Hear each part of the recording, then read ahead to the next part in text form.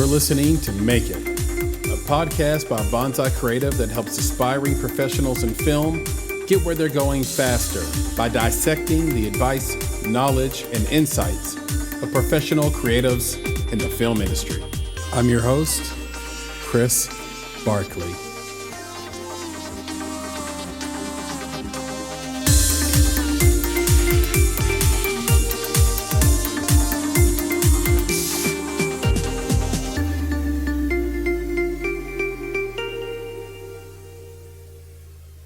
Hey, what's up, everyone? I'm Danielle Vega. I'm an actress best known for my work on Barney and Friends and Hulu's East Los High. And right now, I'm really excited about being a mom and taking advantage of spending time with my 3-year-old. Wow. Danielle Vega, welcome to the Make It podcast. Yay, thank you for having me. Anytime. I'm super excited to have this conversation and just to let the audience a little bit more inside and in the know on who you are and what your history has been. I'm going to read a little bit from your bio. Of course, this is from the internet. So as I always say, feel free to jump in or at the end tell me something that needs to be corrected because the internet is not always truth. And so I will read from it here. Danielle is a talented singer and dancer and actress. She studied under the direction of Debbie Allen in various forms of dance and also had the privilege of starring in Allen's musical stage production of Pepito's Story. Danielle was exposed to the world of television and film at the age of 9 when she was cast as a series regular on the children's television show Barney and Friends. Her other television credits include the Hulu original series East Los High, directed by Carlos Portugal, in which she plays young mother Ceci Camayo. Danielle also starred in the independent feature So This Is Christmas alongside Vivica A. Fox and Eric Roberts. She was nominated as Best Lead Actress in the Red Dirt International Film Festival in 2014 for her work in the short film Hannah, as well as Daytime Emmy Award for Outstanding Performer in a New Approaches drama series in 2015 for her work as the aforementioned Ceci Camayo in Hulu's East Los High. Danielle can be seen in the 5 standing seasons of East Los High on Hulu. Yeah. So a very, very rich history indeed. And I want to start here where your acting started there in the bio.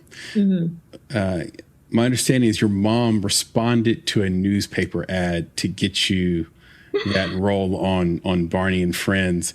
And it's funny how things happen because so much of it is time and place. And we talk about luck being this combination of preparation meets opportunity. So what were you doing before that newspaper ad that was on the opportunity side of getting this role? Or I'm sorry, on the preparation side of getting this role? So I was born in Georgia, and we relocated to Texas when I was about 5 years old. And I've always been pretty just active. So I was fortunate enough to where my mom would just plug me into anything that I expressed interest in. And one of those things was acting. So we found an acting class. The studio was called Young Actor Studio in Irving, Texas. And I had been studying there for roughly 2 years, starting at the age of 7 or 8. And one of my acting coaches actually was the guy in the Barney suit.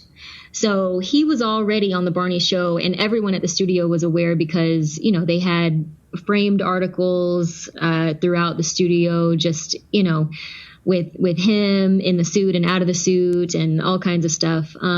But his name is David Joyner.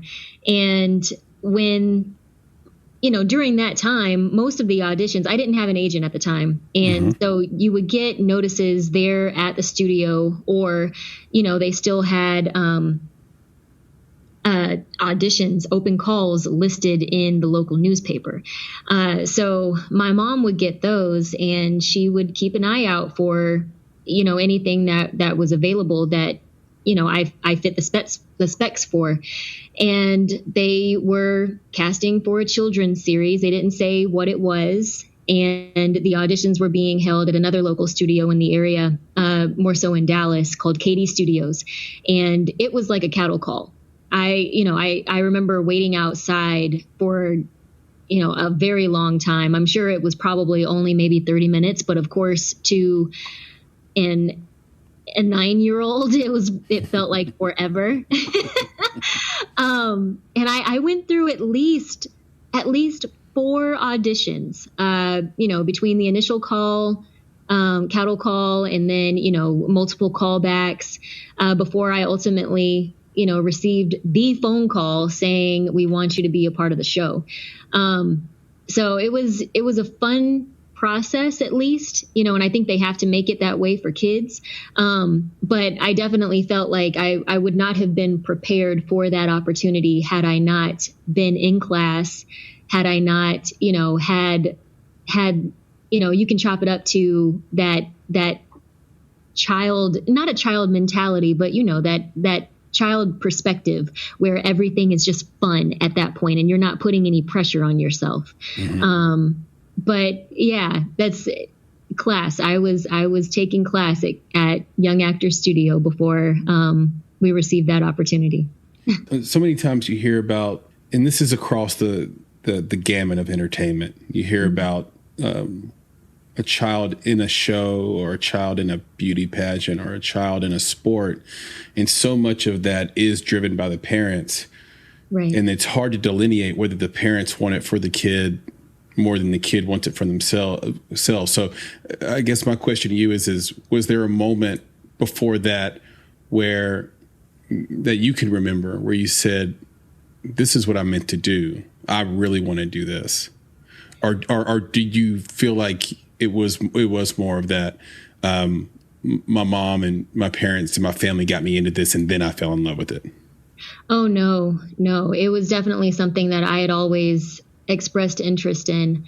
I was the type of kid that, was constantly, I had a huge imagination. So constantly making up stories, putting on, just, I don't know if you could consider them plays, but, just constantly acting things out. I would watch movies over and over and over again and just always express to my mom, like, I want to be on television. I want to be that kid. I can do that. I loved performing, and I loved, I was okay with meeting people and not fearful of, just being myself in front of people. And I think that was something that my mom just knew that she had to hone in on. But ever since I was little, anytime anyone would ask me, like, Danny, what do you want to be when you grow up? I would always say an actress, a singer, and a lawyer. And then realize that, I'll just be a real life Ally McBeal or something. But it was something that I always showed an interest in. And I think my mom just ran with it, thinking that, all right, well, she's good at this and she wants to do it. So I'll make sure that she has the opportunities that she needs to fulfill that. A lawyer. What made you want to be a lawyer at a young age? I think the only thing that I was really thinking about, to be honest, because I have no interest in going to law school now. But the only thing was just that it was, you hear these things growing up where it's like, okay, yeah, you can act, but it's a long, hard road. So you need to have something to fall back on. And that was going to be my plan B, the job that I could depend on, to have an income. So that was really it. And then, just superficially, I really like arguing. So, but yeah, I ended up going to college and getting my degree in broadcast journalism. thinking that, journalism was, you can go to law school with any type of undergraduate degree. But journalism would be good because, it creates that foundation of reading and writing papers and doing research and those things without technically being pre-law. But, took the LSAT, had my score, wasn't truly happy with it, applied to a couple of schools, was waitlisted, ultimately didn't get in. And I took that as a sign that, all right, well, I'm going to save my money and I'm going to move to LA. And that's when I booked East Los High. So I figured that was my answer. That's exactly right. There's a lot to dig into there. I couldn't help but think about the fact that Kim Kardashian has sort of transitioned into being a lawyer, and it just jumped out at me like, this is probably going to be a thing that a lot of people want to do because it's a copycat kind of world in business. It's very interesting. So who knows? But I would say you picked the right path because you seem to have a 4-leaf clover in your back pocket, just because you think about sort of replying to a newspaper ad.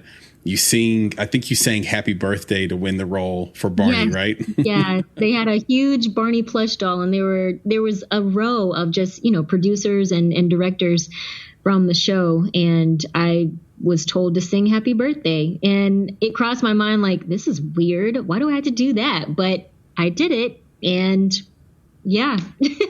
Right. Happy birthday. Right. And then with East Los High, you talk about, again, being, that opportunity and preparation mixing and like being so lucky. This is such a competitive field. Being an actress and actor, like this is no joke. The idea that you would audition for every part but Ceci and then get Ceci. I was just about to say that. Yes. Every single female role in season 1 but Ceci. And I didn't even book Ceci initially. When so much time passes, you just think, oh, they ended up going with someone else. And I wasn't necessarily going to wait around. We went out of town to visit family, and 2 days into our vacation, I get a direct phone call from the casting director, Blanca Valdez. And she was offering me the role of Ceci and asking me how soon I could be back in LA because they were already filming. And I was like, oh, okay. I can be there tomorrow, booking a last minute flight to head back to LA. But, talk about luck. They had cast someone else for the role. And, for whatever reason, the opportunity fell through for her. They had already been filming for a week. So then I stepped in and took over. And, that particular character, Ceci, was only supposed to be like a B character for the season. But we got such a wonderful viewer response, for, her story. So many people could relate to it as far as, being an unwed teen mother, in high school and navigating through that whole process, that I became a true lead, starting with season 2. But I think also it was a moment before that, Danny, if I can give my opinion. Yeah. It was the moment in which they revealed that you were the one, your character was the one that filmed the best friend in the back of the car, because it gave the show a more believable villain at the time. Right. And because you had to really buy into the fact that the Vanessa character was really this person and could really wield all this power the way she was doing it. But to have almost this classic story of the understudy, so to speak, which is kind of what your character was to her. We see it in stories all across the sort of the span of storytelling, but to have that classic story set up and to have you be so believable, like to look and feel and be like someone who could really pull this off. I thought that was the moment where we're like, we want to see this character's art. Like, what could make her be so devious Like all of her popularity, all of her strength comes from the fact that she's associated with this other character, but yet she's envious of her. She might not even like her that much, to be honest. Right. So it's, it was fun to watch that transition happen for sure. I want to go back, to those years between, I guess it was 97 and, like almost 2000 and 8 or 9 that you did Barney and Friends. And you hear about success stories as well as horror stories of child actors. What was your experience growing up on television as an actor on Barney and Friends? I think, the whole production did a really great job of respecting and allowing us to be kids. At that age, your parents are heavily involved. But we had an on-set teacher. We had a child wrangler who, would be with us pretty much the entire time. And we were never by ourselves. So we always had at least 3 other kids with us. So 4 kids total, because it always felt like there was a minimum of 4. So we just, spent a lot of time together. It was enforced that, we would complete our homework during our time on set so that, we wouldn't get back to school behind. I think the only difficult part was spending time away from my school friends, because it seemed like, especially as I got older, because you get back to school and you've missed out on all of the inside jokes and the field trips that have taken place. And, people are so used, because I went to a very, pretty small school. So the kids that I went to school with in, 3rd grade when I started, were the same ones that I was with, up until 8th grade when I ended. So they were pretty accustomed to me going off for a couple of weeks to film and then coming back and just be like, oh yeah, Danny's back. Like, okay, no one's excited to see me anymore. That's cool. So I think part of me actually wanted to be done just because, at that age, it was more fun anyway. And I guess I kind of got tired of even just saying like, well, I'm on TV, I'm making money, da da da da da. Like no one cared. Right. So it was just, I appreciated the experience, and it's something that will forever live with me. But yeah, the transition for me wasn't as difficult, or even the process wasn't as difficult as I've heard of other child actors. But yeah, it was still something that stuck out to me, how my friends would treat me when I get back to school. Yeah, I've heard these wonderful stories about how that cast and crew were on set, and that it was just so unique, and actually an environment that was influenced by the content that you were putting out into the world. And so it's a really fascinating take on the social sciences of it all in a certain way.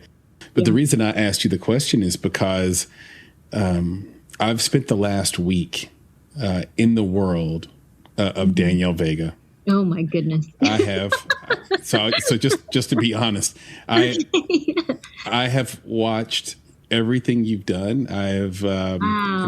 This might sound creepy, but it's not. It's part of the job, people. And I'm on YouTube, and when I peruse comments about you, people absolutely love you. They are nostalgic about you. Yeah. They have you have influenced countless people's childhood in a way that is immeasurable. And there has to be a moment there where you're like 5 years in, where you start to recognize the fact that you are, to a degree, a bit famous, especially with those in your age group. So, how did you deal with the fame and notoriety?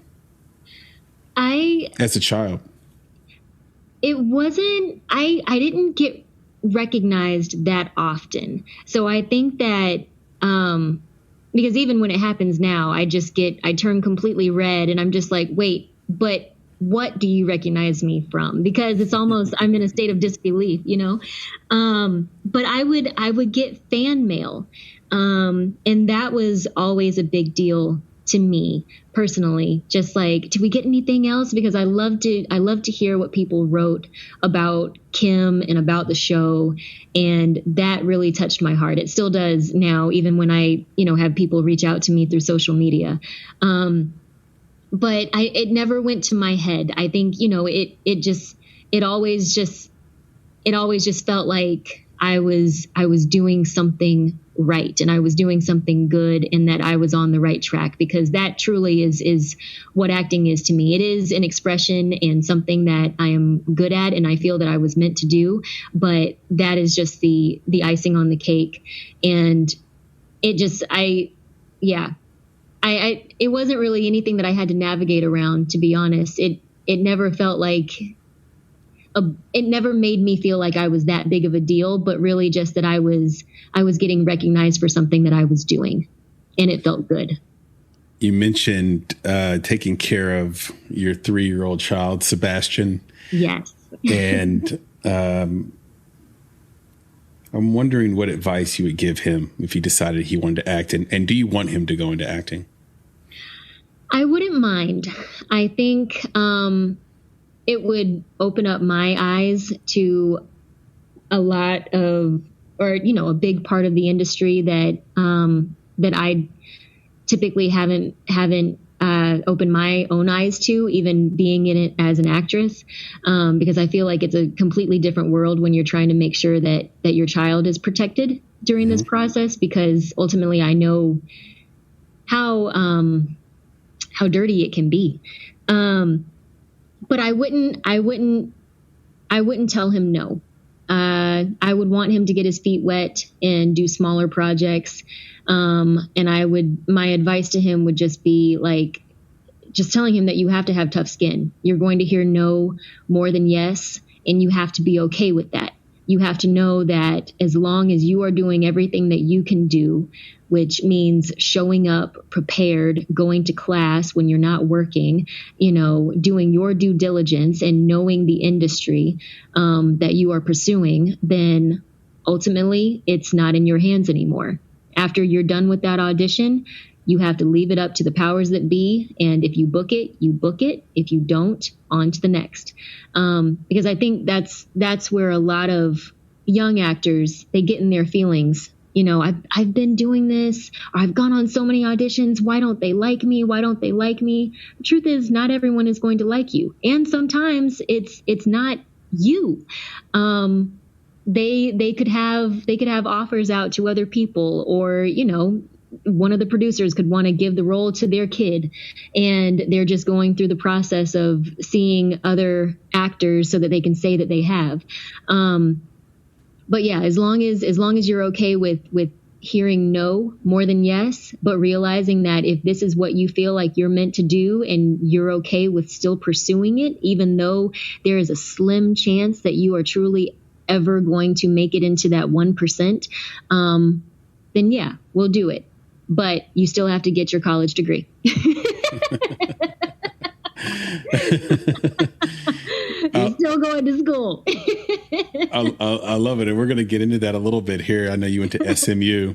Yes. And I want to touch on that a little bit. But one thing I noticed the more I prepared for this interview is we had all these striking things in common. And I kind of want to go through a few of them. And by the way, thank you for that. That was really good advice. I think everybody can take something from that for sure. Yeah. The first thing is we both know Chris Green, the actor Chris Green, yes. Life of an Actor. Shout out to Chris Green. Hello, if you're listening. How do you know Chris? So we recently worked on a film last year. When we signed up to work on it, it was called Invasion. Now they've changed the title. But we worked on that back in November. So I actually met him on his birthday. That was our first day of filming. We played husband and wife, and we've been friends ever since. Is there anything that stood out to you about his acting style? It comes so naturally to him. And even as far as, he hates it when you say, memorizing lines, because he's like, you can't memorize it. You can't memorize it. I'm like, well, what else am I supposed to say? But he makes it part of himself. And I think that, that's something that every actor can take away, because you have to find yourself in every role. And it seems like such a natural process for him. He was so easy to work with, very professional, great attitude every day. And I think that in itself, all of those things are takeaways that anyone can incorporate into their own repertoire. Yeah, I agree. And for those out there listening, if you want to hear the Chris Green interviews, there's a couple of them out there.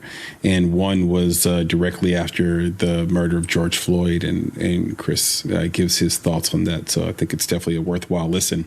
The second thing we have in common is we're both biracial. Oh, yeah. And I think pretty similar as well. My mom is Black and my dad is French and German. I still have family in Germany that we visit. Oh, wow.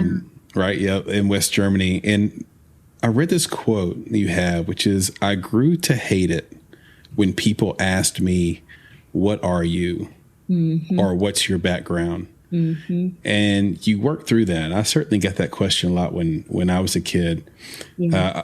I want talk to us about that quote and how you got through it, because I think what those who aren't biracial don't understand is it's very difficult to be put in a position to pick one or the other when you grew up with both in your house, and they have both races in your house, and they have both had sort of this indelible impact on your personality, on your belief system, on your life.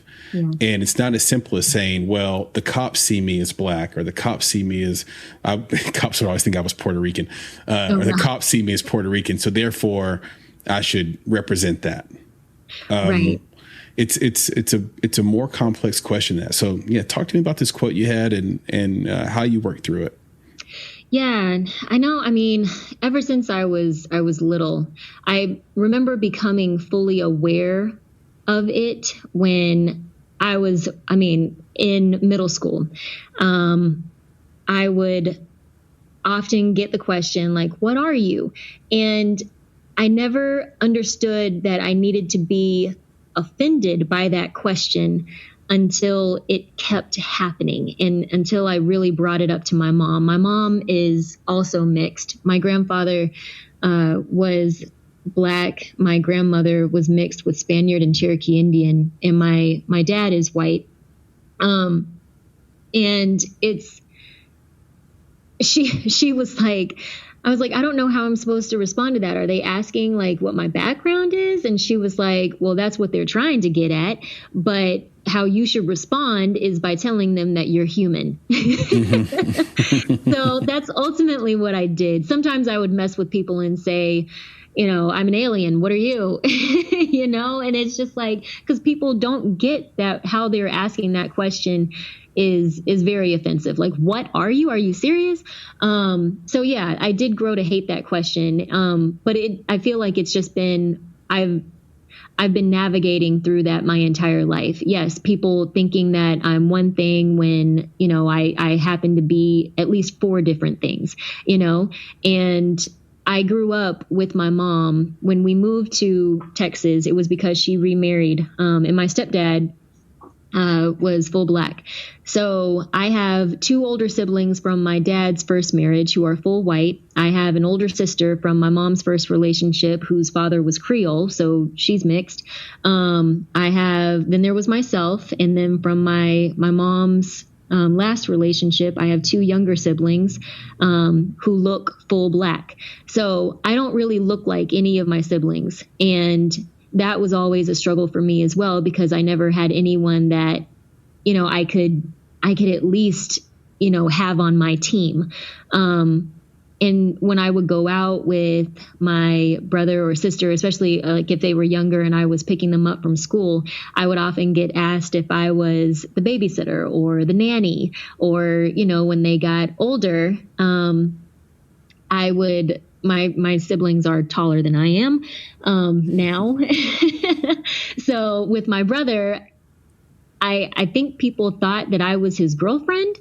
And with my sister, they would think that we were just friends hanging out. And so that was always, that even to this day has been somewhat of a personal struggle for me. But I love that now, you know, media especially is exploring more of the mixed families and the multiracial individuals. I see so much representation from commercials with, you know, with a biracial couple or, you know, a biracial family being represented. I see it, you know, TV shows, mixed-ish, you know, blackish, even with Tracy Ellis Ross, you know, having her background displayed and being called rainbow on top of that. You know what I mean? I see so much more of it. And I feel like all of that is a step in the right direction. I wish that, you know, it had happened a lot sooner. Maybe I wouldn't, you know, have been so confused most of my life getting into it. But, you know, it's one of those things. I'm hoping that because of all of the change that's happening, even, you know, my son, like, you know, you asked if he chooses to go into the acting world, he won't have to deal with half of the stuff that I went through just from people not being able to figure out what I am or what my background is. One of the stories that I don't really share too often, but I remember when I was on the show, when I was on the Barney show, that we had gone into the props department, the art and props department, and we were looking around at different things, just talking to the heads of that department, and they shared with us, you know, some of the descriptions that they have to work with, you know, just in the event that our characters are going to be featured in any of the shows. And the description that they had for Kim was that my name was Kim Brown and I was adopted. And thinking about that now, I wonder if it was because they didn't know how to cast a family that people would understand. You know what I mean? I do. There was an episode where I had my grandparents on the show, not mine personally, but, you know, actors to represent Kim's grandparents. And they were full Black individuals, and they were named Meemaw and Pop Pop. And Meemaw could double Dutch. So they never got into the background of being adopted, which I thought, you know, would have been something nice to explore, just, you know, from a standpoint of kids watching if that was their situation. But I always thought that was interesting that they gave that description for Kim, and wondered if it was because I was mixed. Yeah, it's fascinating because I know that some of the premise of Barney is this idea of unconditional love, this idea of no matter where people come from, you have to love them. And it would be very easy to say, well, that's why they made you adopted.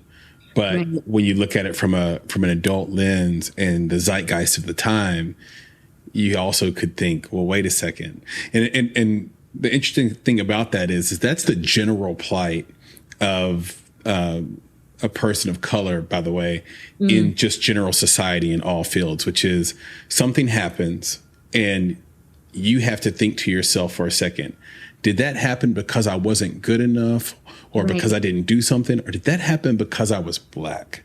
Or did right. that happen because I was Jewish? Or did that happen because I was, you name it, right? Yeah. So it's interesting. I just want to thank you for that. That was spot on to my experience. And the whole question of what are you? I always got that from Black people where I grew up. I know it's different everywhere, but white people never asked me that. But I came to realize that is a question of trust. So they're coming to you and they're asking you, what are you? If you're Black like me, then I can tell you my secrets. I can tell you something about me. I can tell you something. I'm not going to open up to you if you're not part of a club that I'm accustomed to and I can trust. Right. Right. Same thing. It was almost as if, wait a second, you were going to talk a certain way if I told you I was white. Yeah. But now that you know I'm not, you're going to talk a little different. You're going to withhold something from me that I shouldn't hear with my background. And it cuts both ways. Yep. Anyway, that was just a thought going through what you were talking about. Yeah. And we could have a whole episode about that, by the way. The third thing we have in common is that we both are in the entertainment business, but we have journalism degrees. And nice. Yes. I am also a journalism major. I double majored. I have journalism and marketing. I decided not to go into it and pursue it after college. I'd done some internships. I'd done some online publications. Yeah. I was writing for a magazine that's now defunct called City at Night. And the one thing that really got to me was that I would write a piece. It would be heavily edited, meaning like not just grammatically, right? Right. But they would still put my name at the byline. Oh my gosh. Right. So I had to stand up for this thing that I didn't write, or my true voice was kind of muted. And I said, you know what? I have the degree. I'm a good writer. I can always go back to this. Right. Let's pursue it. So I'm curious for you, was it more of a thing of was journalism like the solid plan B, like, hey, go to school, get a degree in something that you can fall back on? Or was it something you were truly considering and then said, no, acting's my passion, I'm going to move to LA? Yeah, definitely the latter. My mom is an educator. My dad is an educator. So I pretty much realized that I was going to go to college and get some sort of degree. I chose journalism because, initially I was thinking about law school. And I felt that, it was also with a broadcast focus that I could utilize some of the techniques that I was learning, between acting and the writing and research aspect, would go towards my law experience if I chose to pursue that. That was honestly it. I did do some internships as well. One was for a show called D210 Television. I was one of their reporters, and they mainly covered entertainment and sports related events. I believe now they've changed it, so they're purely just focusing on sports.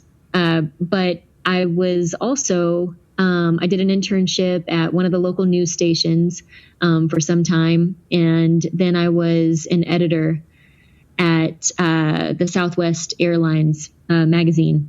They were located in Texas as well. Mm-hmm. So I spent some time there.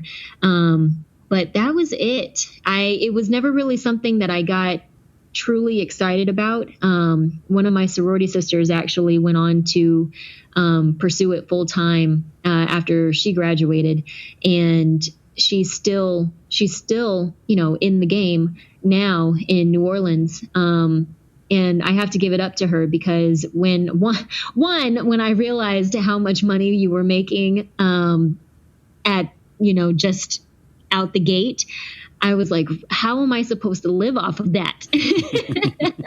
Not that you live off much as an actress or as an actor in general at first. It all takes a while, but to do something that I wasn't purely passionate about and to realize that I was only going to get pennies for it initially, I wanted to put all of my focus into acting and spend my time there. Yeah, I think you made a wise move, and you're right. I mean, it could be the thing about acting is it's feast or famine, but at least it's feast.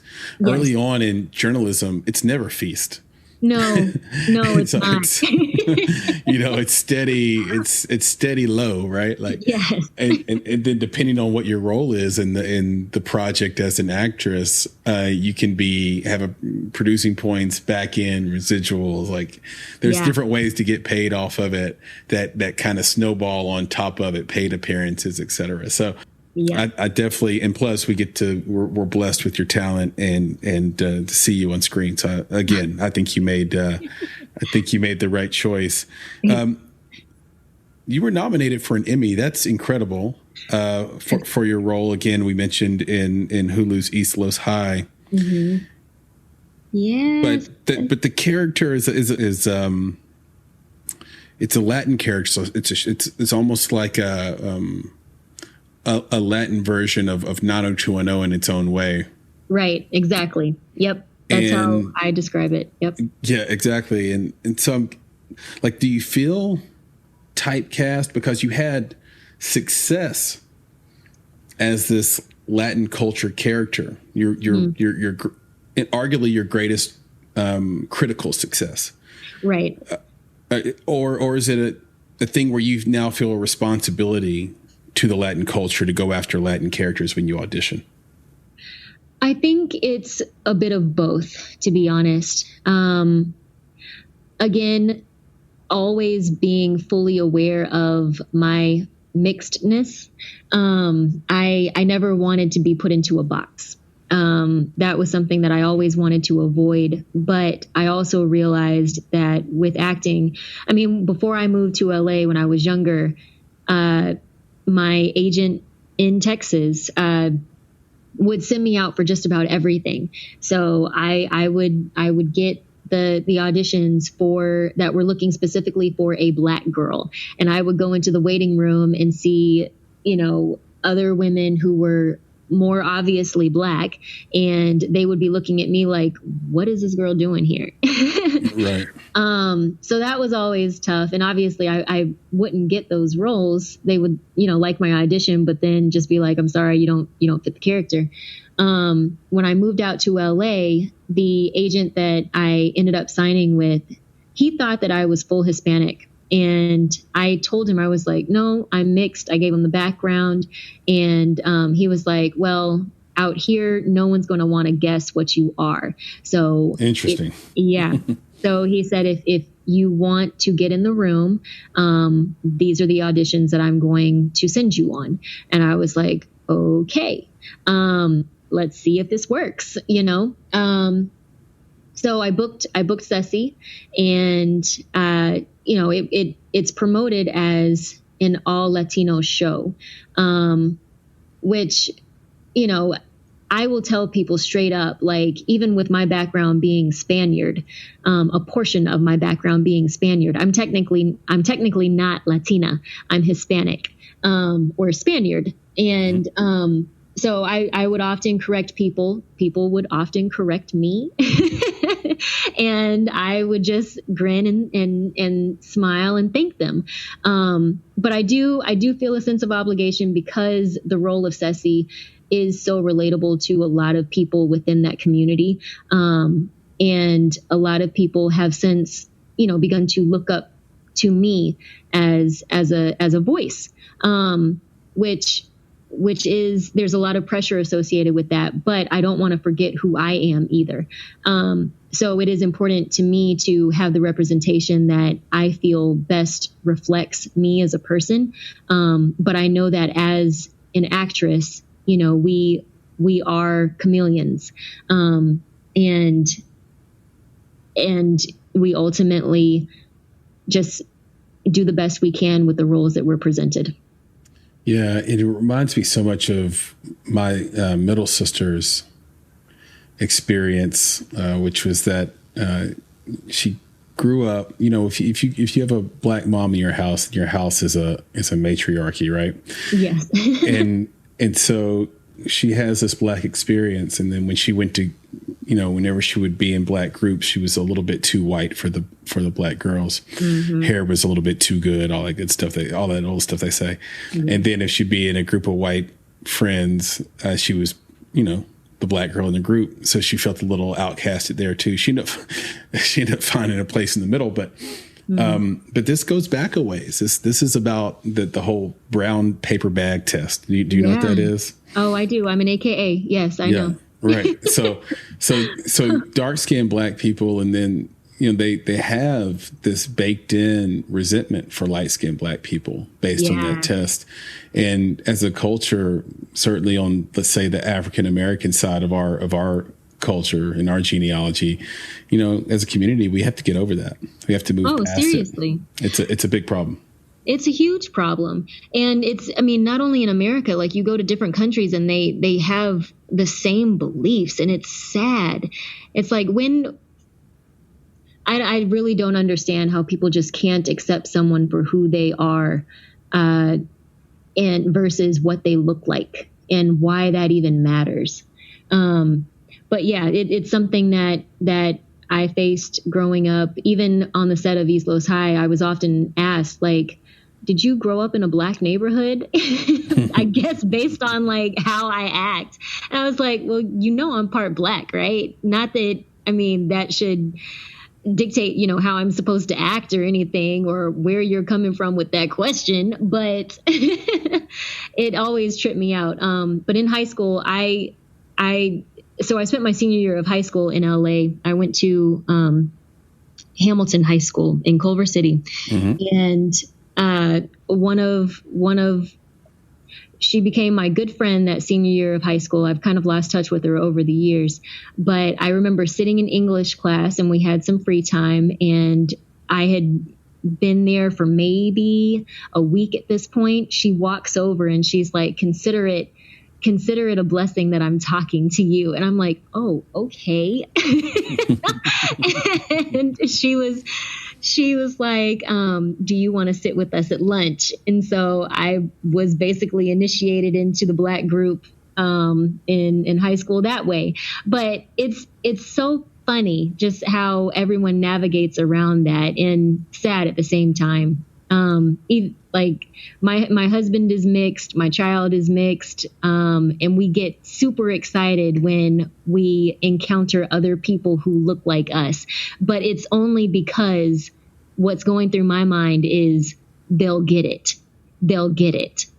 And that's sad. It is. And just to let the audience in on the concept that I just brought up, for those who don't know, the brown paper bag test, it's a test that kind of happened in the Black community in the 20th century, where a brown paper bag was held up, and if your skin was lighter than the bag, you got more privileges and access than if you were darker than the bag that they held up. And this happened in, as you mentioned, sororities and fraternities and even churches. So, so sad. It's pretty wild stuff. What don't most people know about auditioning for American Idol? Like, is there any secret, like inside stuff that we wouldn't know just by watching the show or reading about it in that auditioning process when you went through it?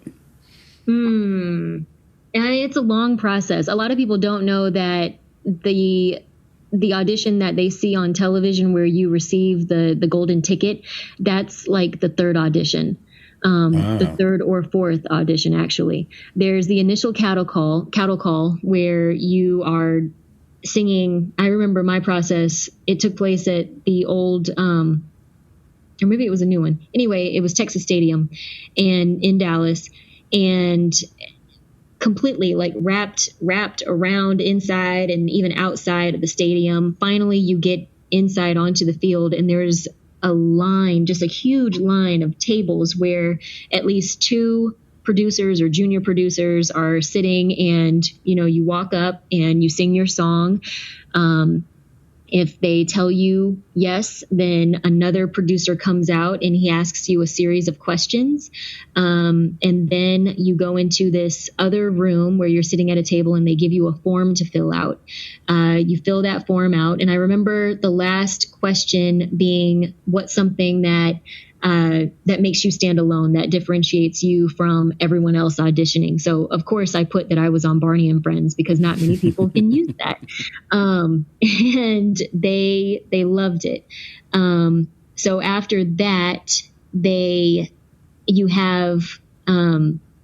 feature so many people for the show before that next audition, which is the one in front of Paula, Randy, Simon. And they would do interviews with some of the people who were there. I guess some that had gained, or that they felt would gain some sort of reaction from viewers. And since I had chosen to dress up as a dominatrix, I guess they figured that I would get some opinions, some love through that. But yeah, and then I guess they liked the contrast too, which was, the Barney kid dressing up in this, this risque outfit with a whip. But it was very tasteful. But yeah, so it's just, I think that a lot of people don't realize how long the process is before you actually see what's taking place on television. Yeah, and I thought it was a stroke of genius to contrast yourself against your past, but while using your past as leverage to go to the next round. So right. Congrats on that. That had to be a blast. It was fun. What are the two best pieces of advice you've received so far in your career, and who did they come from? My aunt, my play aunt, I remember when I first moved out to LA, I had expressed, just being so fearful of the move, because at this point, I had moved out there for my senior year of high school, but after I graduated, I returned back to Texas for college. So going out as an adult this time, really being on my own, I was incredibly nervous and scared. And I remember she sent me a text message saying, I've been praying for you, and the Lord really put it on my heart to let you know that you are stronger than you think you are. And that has been something that has always stuck with me in, a multitude of things that I've faced over the years. You are stronger than you think you are. That's gotten me, to go through with auditions, to go into meetings confidently, to walk red carpets, to go into the delivery room and give birth to my son, all of those things.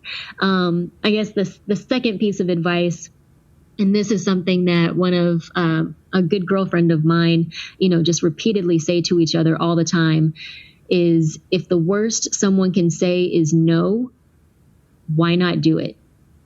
Mm-hmm. So, and that's something that I live by, especially with acting. If you have a story to tell, if you have, something that you want to say or do, if the worst somebody can say to you is no, or I don't agree with that, that's wrong, then what really do you have to lose?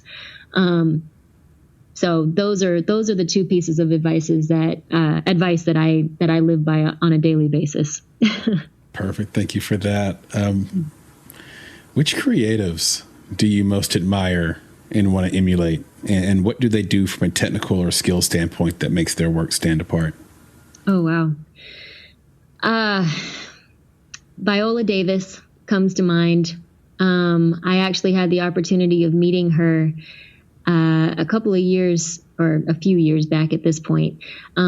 She's so humble, and she takes her work seriously. She takes her craft seriously, but she recognizes it as something that is part of her. It's something that she studied, she's worked hard in, but she's still humble about it. And I think, I admire people who are able to take themselves seriously, take their craft seriously, while still showing a sense of humility. Because she is a big deal. But the fact that, she would treat the janitor the same way as a CEO is amazing. Because you don't find that a lot, especially, I think nowadays with younger actors who get into the game and they start feeling themselves a little too much.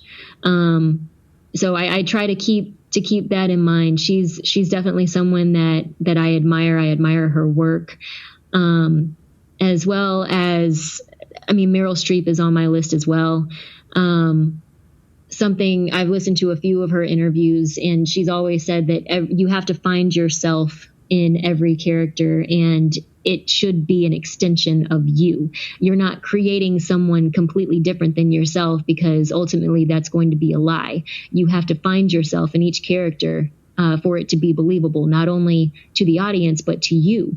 And the work that they've done, the movies and the shows, you have to be selective. And I think a lot of times we forget that as aspiring actors or new actors, because we just want to work. We just want to get in the game. And but you still have to make sure that the roles that you're taking are not going to contradict who you are as a person, and ultimately that they're not something that you're going to regret later on. So those two women for sure. I'm sure there are so many others that I'm forgetting to name, or just don't want to take up too much time with naming all of them. But there are some men on there too. But I think women definitely need that recognition. No, absolutely. I'm totally with you on that. And, speaking of women that are great actors and actresses, I don't want to squander having a Emmy nominated actress on our podcast. So if you had 1 month to teach someone how to act, what are the first 3 things you would teach them? So this is someone who's net new to acting, but they have to be competent for a role they got cast in, right? So maybe it's a TikTok influencer that just got a movie role. You have 1 month to teach them how to act. What are the first 3 things you would teach them? I think my background is in Meisner, so I would pull on the Meisner technique a bit, and really just get them to the point where they can use their imagination. I'd want to record it so that they can watch themselves back, and possibly do scenes where we can have a reference, even if it's something well known, so that they can take away from the actual performance, and then see what they've presented and if they would believe their own performance. Does that make sense? Yeah, absolutely. Yeah. So just really doing that and helping them to build their confidence, and, maybe it's only a month. So inviting family and friends to watch their performances, and sometimes strangers. So my family and friends to watch them, people that they don't know, so that they can get into the habit of performing. Because even if you're on set, it's not like a play, but you're still going to have the camera crew there. You're going to have the director, the producers possibly watching you throughout this process. You're not going to be alone. So you have to be confident with the choices that you're making, and as well as, having everything being completely off book and knowing exactly what you're doing while still being professional. So if I have this straight, step 1, study Meisner. Step 2, put yourself on film so you can watch yourself back, which is a similar experience I've had, which is I learned how to dance by dancing badly in a mirror. Oh. And once I could see how goofy I looked in the mirror, like doing like Elaine Bennis tiny kicks, I was like, hey, okay, the tiny kicks have to go. I have to do something else. And dancing in front of a mirror. So this is a life hack that I've literally had work on myself. Yeah. So I'm very confident saying it. If you're an underwhelming dancer and you want to, let's say 2x, 3x, even up to 10x your dancing ability, buy a body length mirror. Now I know you're a great dancer, but for those listening, buy a body length mirror and dance in front of it every day. And you will improve dramatically. This is probably why they have mirrors in the dance classrooms. Yes, because you can see yourself. You can see. Do you see yourself right now? Stop doing that. That's funny. It's like the physical version of when someone says, "Do you even hear yourself when you talk?" Yeah. What do you know what you just said? And the third thing is bring in people that love you and are going to be honest with you, give good advice. Exactly. You made that sound so much more eloquent. I appreciate it. Hey, no problem. I like the detail and the meta, so I like your answer better. Oh, thank you. A recent quote of yours says, "If you are a giver, remember your limits because the takers don't have any. And this stuck out to me because I am a giver. And what drove you to put that out on social and to say that? And what energy was it? Was there anything specific, or was there a moment for you that made you think about this? Can you speak to it at all? Yeah, I feel like a lot of creatives go through these periods where, we realize that we are giving a lot of ourselves to other people, whether, it's our time, it's our ears, listening to, other people tell us about, their struggles and their woes. And I know for myself, especially as a mom, a lot of times we forget that we have to be a little selfish sometimes and put ourselves first, to just give ourselves that self-love, that time that we need to recharge and get back to a place where we can be in that position where we can help others. But in saying that, you still have to be careful of who you give of yourself, to, because a lot of times other people are not going to reciprocate. They're just going to always be that person that's, oh my gosh, let me tell you what's happening now. And they're always going to come with something that essentially is going to start draining you. And you have to be mindful of that. And I think as I've gotten older, I've just realized, the type of people that I want in my life and the people that I don't. And I am okay with having a limited group of friends and being more selective than, allowing my self-love, to be in question because I'm giving more of myself to others than I am to me. I love that. Thank you so much for that. And you've been so awesome and fun to talk to. What's next on your journey? Are you still writing the short film? Is that complete? What's around the corner for you? I am still working on the short film. I'm actually I'm teaming up with a girlfriend of mine. She and I did a short film about a year ago now, and we've decided to go called Addict, and we decided to go in on this short together.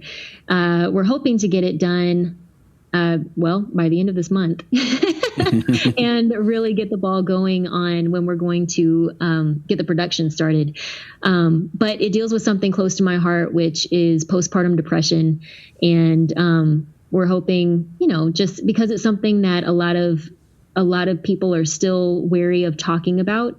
So just shedding some light on it being something that women do go through a lot more than we think, and just how to navigate through it. Yeah, I'm excited to see how that turns out and see how the two of you position that problem, because that's really what it comes down to if you want to get that message across, right? Making it relatable. So I'm excited to see how that turns out. Danny, this has been great. As I mentioned, you're so fun to talk to. I could keep going forever, but all good things must come to an end. Yes. Where can everyone find you on social media and on the internet, and maybe even see some of your work? Yeah, I am all over social media. So I'm on Instagram, I'm on Twitter, I'm on Facebook, all at the Miss Danny V, THEMSDANIV. I'm also on Snapchat and TikTok, although I don't post that often, to be honest. And I do have my website, which is thedaniellevega.com. And I try to keep that updated as much as I can. Absolutely. And of course, you can watch back episodes of Barney if you want to see her early beginnings. And but I recommend checking her out on Hulu's East Los High, which you can see on Hulu right now if you want to as well. And we'll end on this. when I was a kid, there's this home video of me when I was about 4 years old. I'm wearing those like Daisy Dukes kids would wear in the 80s. Yeah. And I'm singing Born in the USA by Bruce Springsteen. And I'm so young. I only know the one line, the Born in the USA. I'm singing it over and over and over again. Yeah. Are there any videos of you dancing and singing to Janet Jackson? Oh my God. Somewhere at my dad's, I believe. But yes, there was a video. I believe I was 4 at the time, and I was at school or at daycare or something to that effect. And whoever was filming, I think it might have been my cousin. But they asked, Danny, what do you want to be when you grow up? And I said, I want to be like Janet Jackson. And they told me to sing a song. And instead of singing something by Janet, I started singing Sensitivity by Ralph Tresvant. Oh, Ralph Tresvant. Yeah. But in my defense, he's actually my second cousin. So right. I love Ralph T. Yeah, right. He's great. So I started singing Sensitivity. I have to find that video. I have to ask my dad where it is. But yeah, there's that. I don't know if you want me to sing it, but you can sing it if you want to. Oh my God, no, I'm okay. but yeah, I love Ralph Tresvant, and I can see how Janet would actually relate to Ralph. Ralph had that very smooth but soft voice, and he was like the ladies' man of without being a player kind of thing, like of New Edition, in my opinion. You had Bobby, who was like the ladies band player of the group. Yeah. And you had Ralph T, who was, like you said, sensitive. And it's funny because I emulated all of my game, whatever existed, whatever I had as a young teenager full of hormones. Like, I'm going to be the Ralph Tresvant version of that horny teenager. That's what I'm going to do. So. I feel like pictures would say 1,000 words. They absolutely would. They might even cause 1,000 stomach aches as well. Oh, my goodness. This is great, Danny. This is so much fun. I hope we get a round 2 session soon, and I'll keep a lookout for all your work. And for those listening, please do follow Danielle Vega everywhere she's at: Instagram, Twitter, Snapchat, TikTok, and online. Go watch her show on Hulu. It's called East Los High. You can't miss it if you go and search for that. And I would wish you luck, but I know you don't need it. Thank you. I hope to talk soon, and hopefully we'll get a chance to talk again, see each other in the world of entertainment once this pandemic's over. Yes, fingers crossed. Let's make it happen. Absolutely. Talk soon. All right. Thank you. Bye. Bye. You've been listening to the Make It podcast. To find more information about this week's topics, including links to relevant blog posts, projects, and indie creatives, please visit our website at www.bonsai.film. If you haven't already, you can join our podcast community on Apple Podcasts or the podcast app of your choice by searching for Make It Bonsai Creative, and the show will pop right up. You can follow us on Instagram and Twitter at _Bonsai Creative, and Facebook by searching for Bonsai Creative. And of course, if you're looking to take a big step towards your filmmaking success, go to www.bonsai.film and click on Book Us to schedule a free discovery meeting and needs assessment. You have everything to gain. Until next time, be better, be creative, be engaged, and thank you for listening.